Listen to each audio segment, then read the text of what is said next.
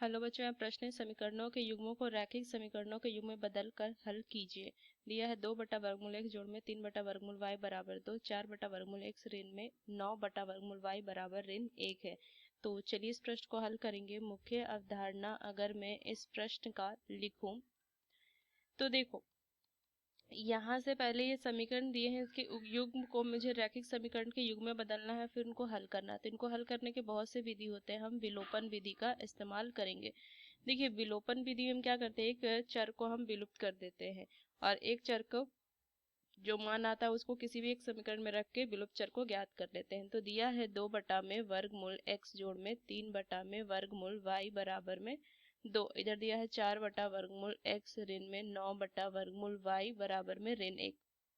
अब देखो, मैं यहाँ से लिखती हूँ कि माना 1 यहाँ से लिखेंगे 1/वर्गमूल x को ना हम मान लेते हैं m और 1/वर्गमूल y को हम मान लेते हैं n।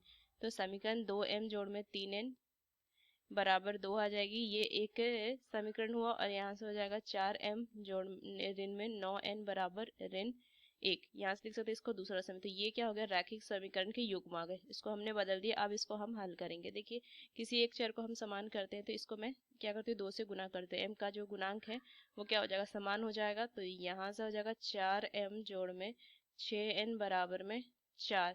इसको हम 3 मान लेते हैं। अब मैं क्या करूंगी कि समीकरण यहाँ से लिखेंगे कि समीकरण 2 में से समीकरण 3 को हम घटा देंगे। तो यहाँ से घटाइए, यहाँ से कितना हो जाएगा 4, तो ये कट जाएगा मान। यहाँ से घटाएंगे तो चिन्ह बदल जाएगा, तो कितना हो जाएगा माइनस में, यहाँ से माइनस में 15n बराबर में, यहाँ से माइनस करेंगे तो कितना हो जाएगा माइनस में 5। तो n का जो मान आ गया वो कितना आ जाएगा 1/3। यह आ जाएगा n का मान आ गया। अब n का मान समीकरण 1 पर रख देंगे। n का मान समीकरण 1 पर रखेंगे। तो देखिए, समीकरण 1 क्या था, 2m जोड़ में 3n, ये था ना, 2m जोड़ में 3n बराबर 2। तो 2m जोड़ में 3 गुना 1/3 बराबर 2। तो यहाँ से क्या हो जाएगा, 2m इधर जाके ये घट जाएगा तो 1 बच जाएगा, m का मान 1/2 आ गया।